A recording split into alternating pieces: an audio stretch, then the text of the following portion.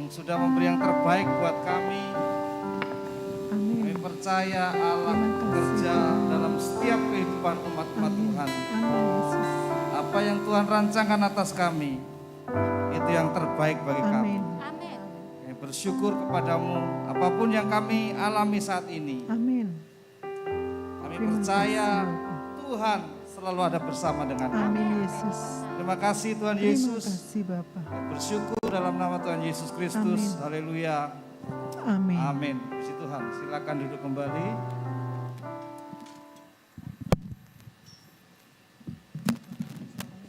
Ya, Bapak Ibu yang dicintai Tuhan, kita akan belajar firman Tuhan bersama-sama pada sore hari ini.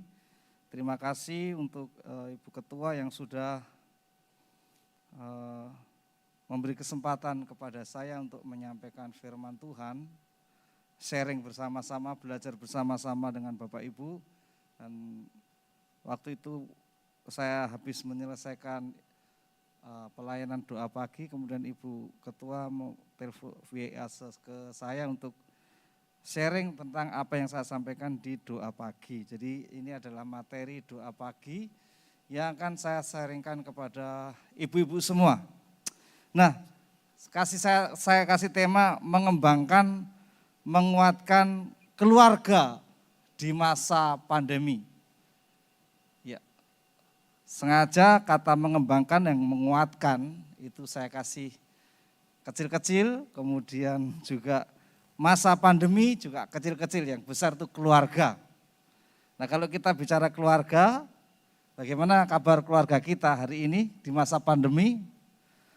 Apakah makin berkembang atau bertambah kuat atau bertambah harmonis, semakin bertumbuh di masa pandemi, atau sebaliknya keluarga kita makin lemah, hubungan suami istri makin renggang, hubungan orang tua anak makin tidak baik.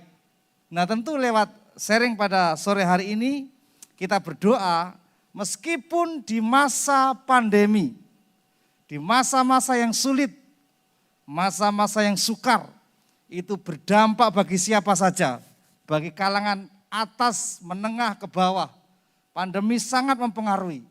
Tapi biarlah di masa pandemi ini, keluarga orang-orang percaya makin kuat, keluarga orang-orang percaya makin harmonis, dan keluarga orang-orang percaya makin diberkati oleh Tuhan.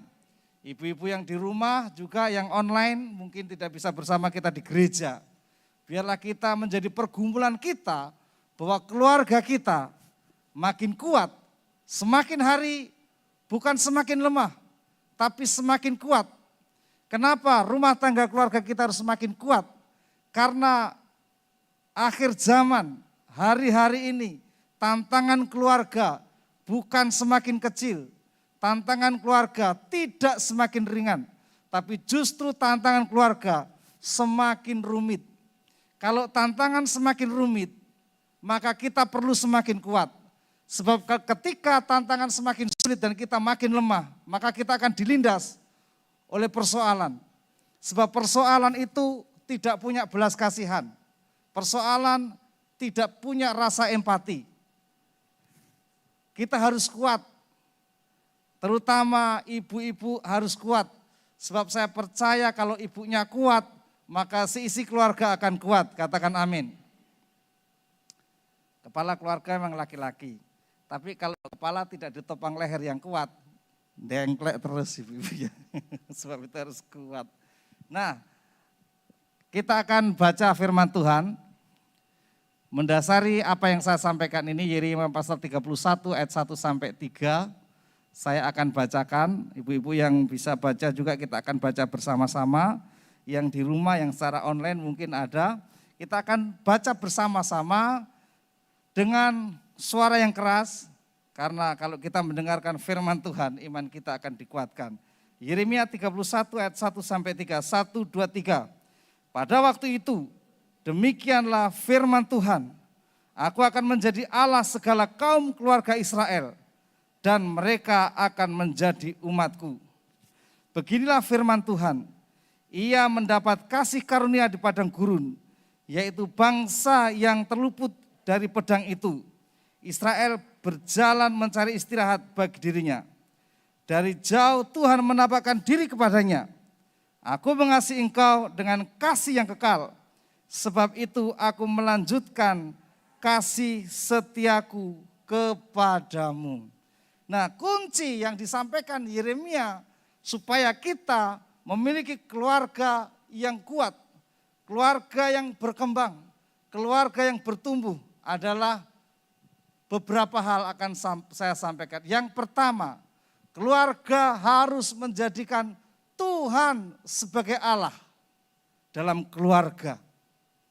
Sekali lagi, supaya keluarga kita kuat, tidak ada jalan lain. Jalan yang harus kita lakukan adalah menjadikan Tuhan sebagai Allah bagi keluarga. Itu yang disampaikan Tuhan kepada umatnya. Aku akan menjadi Allah bagi keluarga-keluarga. Kalau kita menjadikan Tuhan sebagai Allah dalam keluarga kita, saya percaya keluarga kita didirikan di atas batu karang yang teguh, bukan di atas pasir. Kalau keluarga didirikan di atas batu karang yang teguh, maka angin badai datang, ombak datang, banjir datang. Bisa menimpa kita, bisa menimpa orang percaya. Tapi saya yakin bahwa keluarga yang menjadikan Tuhan sebagai Allah akan tetap kuat, kokoh di dalam perlindungan Tuhan. Alasannya, mengapa kita perlu menjadikan Tuhan menjadi Allah bagi keluarga kita? Kita perlu tahu, yang pertama, yang bagian A, karena hanya Tuhan yang mampu menyelamatkan rumah tangga kita, keluarga kita. Hanya Tuhan yang mampu menyelamatkan. Keluarga tidak akan pernah kebal dari persoalan. Saya kemarin mendengar cerita dari salah satu anggota jemaat. Suami istri sudah cukup umur, anak-anak sudah berkeluarga, ada yang jadi dokter, mereka sudah mapan, sudah punya cucu yang baik, tapi toh masih diterpa dengan badai. Mereka saling menuntut untuk berpisah, untuk bercerai. Sudah tua, sudah sepuh, untuk apa bercerai? Tapi toh terjadi. Bahkan kekerasan dalam rumah tangga tidak hanya terjadi di kalangan keluarga-keluarga muda yang masih dalam tahap penyesuaian. Kekerasan dalam rumah tangga bisa terjadi pasangan orang-orang yang sudah tua. Itu menandakan bahwa lamanya kita menjalin rumah tangga, menjalin sebuah keluarga, tidak menunjukkan bahwa keluarga kebal dari persoalan. Dari manten anyar, ya, dari pengantin baru sampai kakek nenek, pasti ada persoalan yang siap menghancurkan. Nah, kalau kita tidak menjadikan Tuhan menjadi Allah bagi keluarga kita, maka dengan mudahnya iblis akan menghancurkan rumah tangga kita. Hanya Tuhan yang mampu menyelamatkan. Kita punya banyak konselor, kita banyak orang-orang yang kita percaya menjadi konsultan. Tapi percayalah, hanya Tuhan yang sanggup menyelamatkan rumah tangga dan keluarga kita. Karena konselor, konsultan sifatnya hanya memberikan sebuah advice, nasihat, memberikan masukan-masukan. Dan keputusannya ada di tangan kita. Nah, kalau kita menjadikan Tuhan sebagai Allah dalam keluarga kita, Dia akan menyelamatkan dalam setiap kesulitan. Dilanjutkan Yeremia pasal 31 ayat 4 sampai 5. Aku akan membangun engkau kembali sehingga engkau dibangun. Lanjutnya, hai anak darah Israel, engkau akan menghiasi dirimu kembali dengan rebana dan akan tampil dalam tari-tarian orang yang bersukaria. Engkau akan buat kebun anggur kembali di gunung-gunung Samaria Ya, orang-orang yang membuatnya akan memetik hasilnya pula. Salah satu tanda bahwa keluarga itu menjadikan Tuhan sebagai Allah dalam keluarga adalah keluarga itu akan terbangun semakin kuat. Karena Tuhan yang membangunkan. Yang kedua, keluarga itu akan memiliki sukacita. Di sana dikatakan ada menghiasi dirimu dengan rebana dan akan tampil dalam tari-tarian orang yang bersukaria. Di sana ada semarak sukacita hubungan suami istri. Semarak sukacita hubungan orang tua dan anak. Semarak sukacita hubungan menantu dan mertua. Di sana ada sukaria, ada keindahan, kemeriahan. Yang ketiga, engkau akan membuat kebun anggur kembali di gunung. Allah akan mencurahkan berkat-Nya untuk kita. Baik berkat secara rohani, berkat secara jiwani, maupun berkat secara jasmani dan berkat secara materi. Itu akan dinikmati oleh orang-orang yang menjadikan Allah, menjadikan Tuhan sebagai Allah dalam keluarga. Kita bisa cek akhir-akhir ini apakah keluarga kita penuh dengan sukacita, penuh dengan tari-tarian, penuh dengan sukaria, berkat-berkat Allah dicurahkan, anggur sukacita itu mengalir dalam hidup rumah tangga kita atau tidak. Atau sebaliknya, di sana ada pertengkaran, ada perkataan-perkataan kasar, ada KDRT. Kalau saya sebut KDRT itu bukan Krisdayanti ya, itu kekerasan dalam rumah tangga. Tentu itu tidak hal yang menyenangkan, tetapi membuat sedih. Dan anak-anak juga tidak akan menikmati sukacita. Dan akhirnya rumah tangga yang dipenuhi dengan KDRT akan menghasilkan generasi yang penuh dengan kesedihan dan pemberontakan.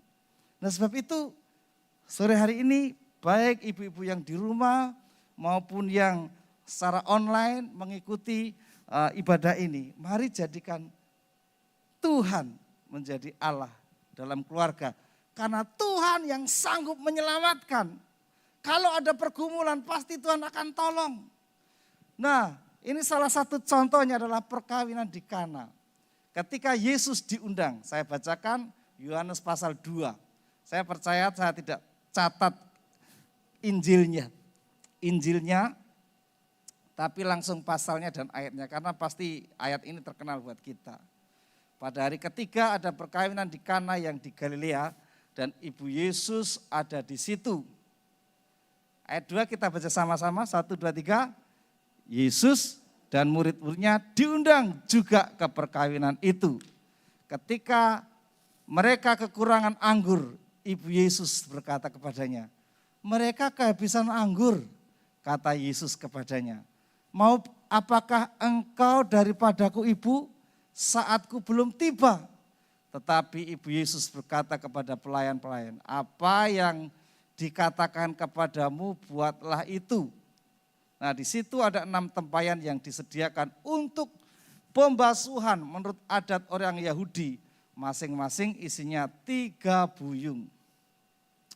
Yesus berkata kepada pelayan-pelayan itu, isilah tempayan tempat itu penuh dengan air. Dan mereka pun mengisinya sampai penuh. Lalu kata Yesus kepada mereka, sekarang cedoklah dan bawalah kepada pemimpin pesta. Lalu mereka pun membawanya.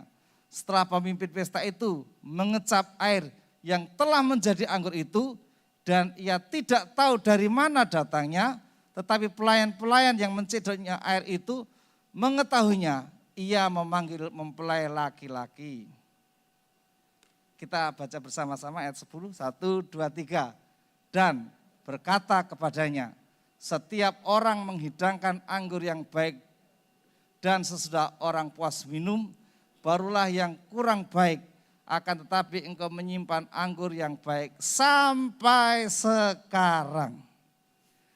Nah ternyata minuman anggur yang diberikan yang kedua itu lebih baik, lebih bagus, lebih berkualitas daripada yang pertama. Dan yang kedua itu dihasilkan oleh karena karya Yesus Kristus di tengah-tengah keluarga. Nah ini yang Tuhan mau supaya semakin hari hubungan kita antara suami istri, hubungan orang tua dan anak, itu makin hari makin manis, makin hari makin indah, makin hari makin mesra, katakan amin. Itu yang Tuhan mau. Jadi tidak ada di dalam rumah tangga kita, kalau menjadikan Tuhan sebagai Allah dalam keluarga, habis manis sepah dibuang. Itu namanya es tebu. Diperes, tebunya habis, kemudian pelepahnya dibuang dan dibakar. Tidak ada. Kalau kita sudah bersama-sama berjuang bersama-sama setelah tua, sesudah kita menjadi mekar ke sana ke sini, sudah tidak setampan secantik dulu, sudah tidak punya penghasilan seperti dulu lagi, terus kita disio-sio. Ya tidak. Tapi di dalam Tuhan sanggup memberikan sebuah hubungan yang berkualitas. Makin hari hubungan suami istri makin indah. Makin hari hubungan antara anak dan orang tua makin indah. Makin mesra, makin luar biasa. Katakan amin. Itu dibuat oleh Tuhan Yesus. Kita tidak mampu membuat seperti itu. Kita tidak sanggup membuat seperti itu. Kita bisa jenuh dengan pasangan kita karena omongannya sudah enggak enak. Karena perlakuannya sudah tidak sesuai. Enggak seperti waktu pacaran dulu. Sedikit-sedikit nolong, sedikit-sedikit kata apa yang, sedikit-sedikit mau minta apa. Sekarang sedikit-sedikit marah, sedikit-sedikit tersinggung. Sedikit-sedikit minta ini, minta itu, jadi kita bosan, ibu-ibu capek dengan suaminya. Kalau ke gereja tidak kelihatan sukacita, kenapa ibu? Aduh capek pak, kerja keras ya enggak, capek lihat suami pak, capek. Adakah hubungan yang semakin hari semakin tawar seperti tebu yang diperes? Anggur, biarlah melimpah dalam hidup kita. Kalau saat ini kita ada persoalan hubungan orang tua anak, suami istri, menantu mertua, minta tolong Tuhan. Tuhan, kalau Engkau membuat mujizat pada waktu itu, Tuhan buatkan mujizat juga untuk kami. Kami sedang ada persoalan di dalam hubungan. Tidak mungkin kita tidak pernah bertengkar dengan pasangan hidup kita. Istri saya yang sangat sabar pun bisa jengkel dengan saya. Jengkel karena tidurnya ngorok, jengkel karena bangun kesiangan, jengkel kalau Piala Eropa enggak tidur-tidur, macam-macam alasannya. Tapi kalau ada Kristus, ada Tuhan Allah ada Tuhan yang menjadi Allah bagi keluarga, maka Tuhan yang berkarya. Tuhan berikan saya kemampuan. Ini mujizat Tuhan diberikan. Yang berikutnya, ini contoh-contoh ini adalah prakarsa seorang ibu loh ya. Tadi prakarsanya Maria. Ini prakarsanya seorang ibu juga. Bapak-bapak nanti kalau ada bapaknya, sekarang ibu-ibu saja. Minyak seorang janda. Salah seorang dari istri-istri para nabi mengadukan halnya kepada Elisa sambil berseru, hambamu, suamiku sudah mati. Dan engkau ini tahu bahwa hambamu itu takut akan Tuhan. Tetapi sekarang penagih hutang sudah datang untuk mengambil kedua orang anakku menjadi budaknya. Ini saya heran. Ada nabi yang oke hutangnya, saudara-saudara. Dan nabi ini meninggal dengan hutang yang begitu banyak. Aduh, tapi ada istri nabi yang begitu cinta Tuhan. Dan sekarang penagih hutang sudah datang untuk mengambil kedua orang anakku menjadi budaknya. Coba betapa sedih nih. Betapa sedihnya ibu ini di tengah-tengah ketidakmampuan dia mengalami perlakuan yang seolah-olah tidak adil.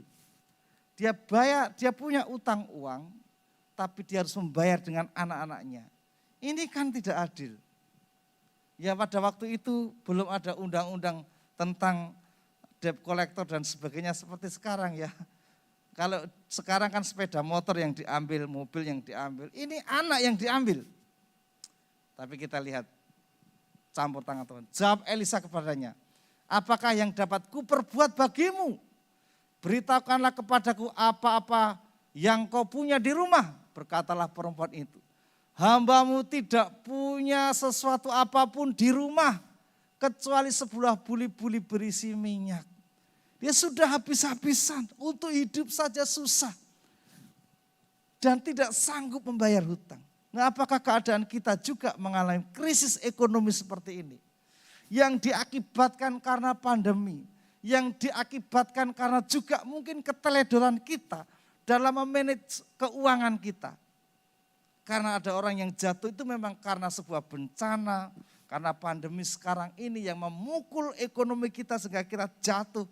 Tapi ada juga yang ekonominya jatuh karena salah memanage.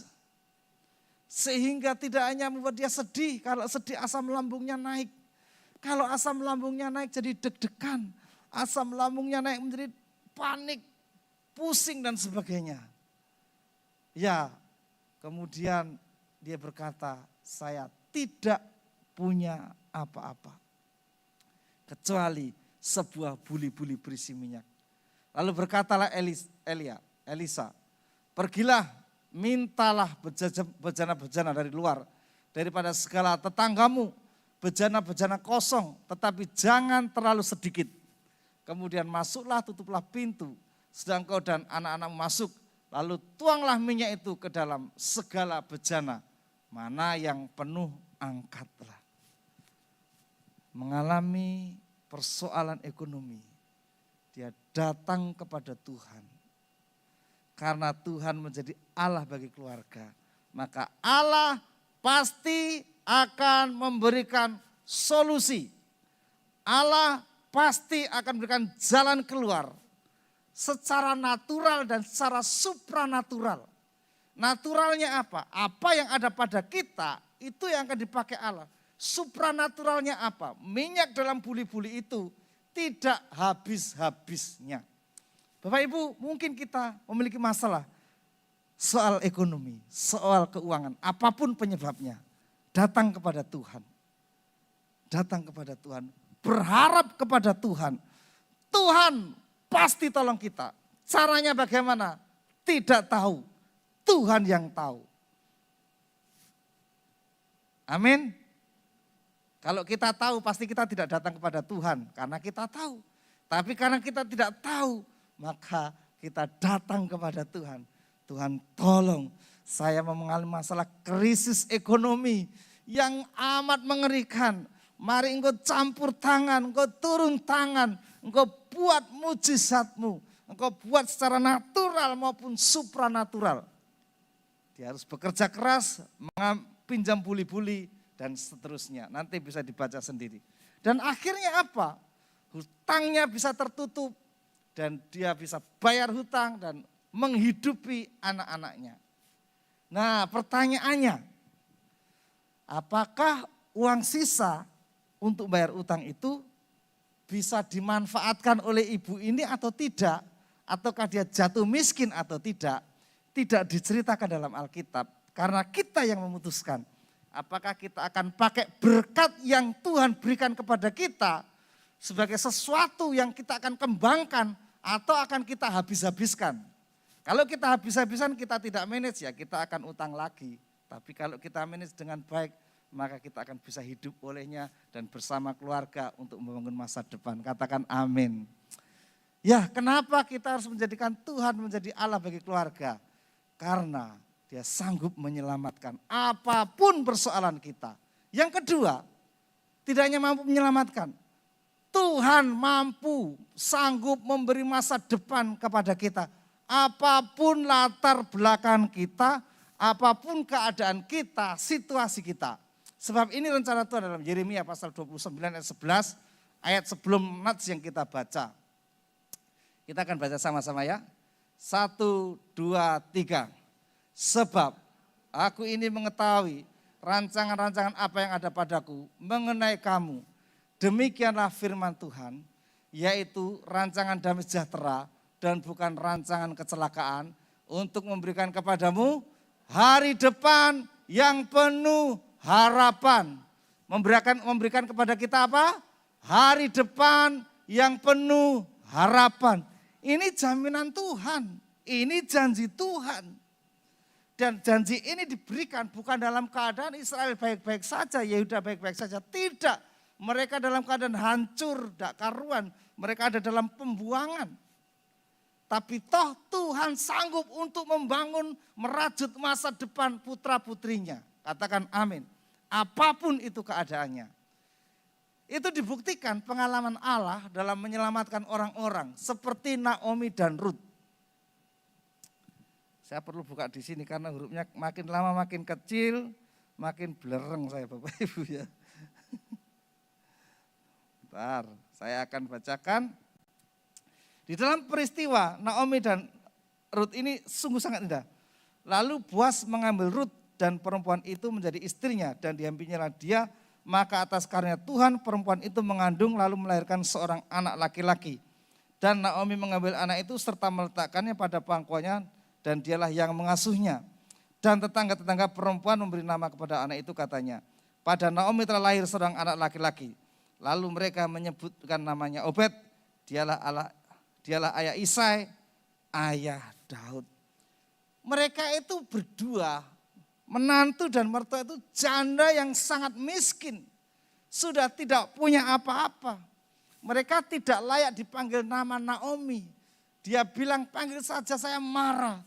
Karena hidupku penuh dengan kepahitan. Untuk makan saja dia harus minta belas kasihan orang. Dengan cara apa? Mengambil berkas-berkas yang ditinggalkan dari panenan orang Yahudi. Karena menurut tradisi orang Yahudi, panenan itu tidak boleh dibabat habis, tapi harus disisakan untuk orang-orang miskin. Dia begitu miskin sampai hidup dari belas kasihan orang.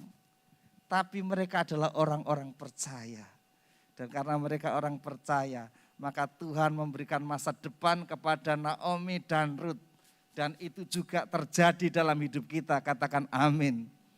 Sesulit apapun keadaan kita, sesulit apapun latar belakang kita, sepaya apapun pendidikan kita, tapi Tuhan sanggup memberikan pertolongan untuk masa depan kita, katakan amin. Bagi Tuhan tidak ada yang sukar, bagi Tuhan semuanya sudah disediakan bagi orang-orang percaya. Yang kedua, Rahab. Kalau tadi masalah ekonomi yang hancur-hancuran, itu masalah sekarang ini masalah moral. Ya.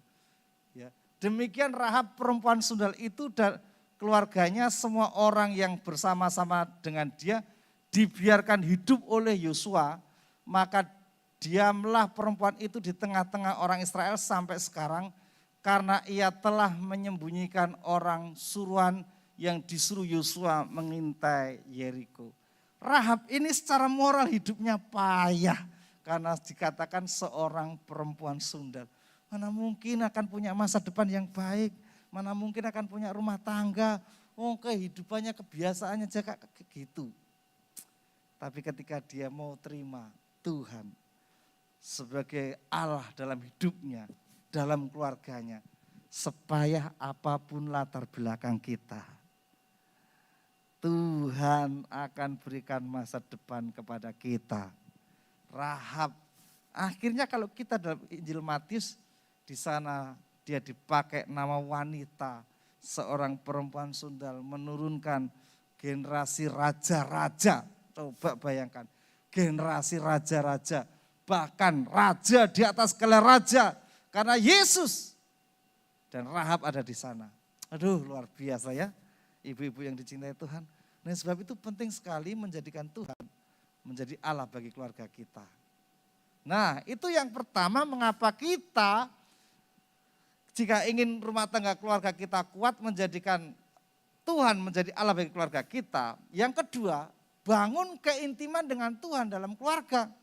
Kalau sudah menjadikan Tuhan menjadi Allah bagi keluarga kita, maka tugas kita adalah membangun keintiman. Lewat apa?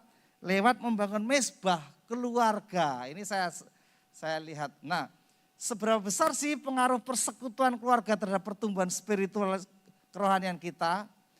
Apakah adanya pandemi membuat banyak orang Kristen mulai melakukan persekutuan keluarga? Tidak usah dijawab ya. Saya tanya, baca pelan-pelan, apakah adanya pandemi membuat banyak orang Kristen mulai melakukan persekutuan keluarga atau tidak? kita ada survei dari Bilangan Research Center. Waktu saya tinggal 10 menit. Ya. Frekuensi persekutuan keluarga dalam 1 bulan terakhir, di mana saya mengikuti seminar 1 bulan yang lalu, 49,1% ya, keluarga orang percaya jarang atau tidak ada persekutuan keluarga. Nah, apakah keluarga kita masuk yang 49,1% ini? Jarang, tidak ada persekutuan keluarga. Atau yang berikutnya, 20% keluarga orang percaya ini ada 1 kali setiap minggu persekutuan keluarga, mesbah keluarga. Itu 20%. Kapan? Ya pas ikut komsal. Jadi tiap Kamis kira-kira. Yang kedua, 10% itu mengadakan 2-3 kali dalam seminggu, 10%. Yang setiap hari itu 19,7% keluarga orang percaya mengadakan mesbah keluarga tiap hari. Ini survei ya Bapak Ibu, ada 1.000 keluarga yang disurvei, hasilnya seperti ini. Nah sekarang berikutnya, frekuensi persekutuan keluarga sebelum pandemi COVID-19 dan awal tahun 2021, karena pandemi kan sudah berjalan beberapa saat ini. Nah awal 2021, sebelum pandemi yang jarang atau tidak ada persekutuan keluarga itu 50,1% orang percaya ini. Banyak sekali. Tapi setelah ada pandemi ternyata turun jadi 49,1. Artinya apa? Artinya ada kenaikan di dalam orang-orang percaya mengadakan persekutuan keluarga. Ya. Wah ternyata pandemi mendorong kita meskipun cuma selisihnya sekitar berapa ini 3%, tapi pandemi cukup mendorong keluarga orang percaya untuk mengadakan mesbah keluarga. Wah, luar biasa ya. Ternyata kemalangan pandemi masalah itu bisa mendorong kita untuk berdoa. Enggak dine masalah enggak akan berdoa. Ini survei, siapa sih yang paling banyak prosentasinya orang yang mengadakan persekutuan keluarga? Ini tambah ngeri lagi, diambil lewat tingkat penghasilan dan pengeluaran keluarga. Orang yang punya penghasilan kurang dari pengeluaran 1 juta, itu yang doa cuma 17%. Nah, kemudian yang penghasilannya atau pengeluarannya 1 juta sampai 4 juta tiap bulan ya, itu yang mengadakan persekutuan doa naik 19%. Ini saya nggak akan tanya penghasilan Bapak Ibu semua ya. Ini cuma survei. Ya. Kemudian orang yang punya pengeluaran 4 juta sampai 6 juta per bulan, ternyata yang berdoa lebih banyak daripada yang pengeluarannya cuma 1 juta, 21%. Yang pengeluarannya 6 juta sampai 10 juta, itu yang membuat mesbah doa naik 23%. Nah orang yang punya penghasilan pengeluaran lebih dari 10 juta, itu yang berdoa lebih banyak ya, 25 juta. Disimpulkan, kenapa sih kok pengeluaran banyak penghasilannya lebih banyak, doanya lebih kenceng? Coba ibu-ibu jawab apa ini? Yang penghasilannya dikit kok tambah enggak suka berdoa. Harusnya enggak pengeluaran sedikit, pemasukan dikit, pengeluaran dikit kan dengkulnya harus makin kenceng doa ya. Tapi menurut survei enggak. Kenapa coba? Ya jawabnya enggak dijawab ini. Jawabnya penghasilan ibu-ibu berapa?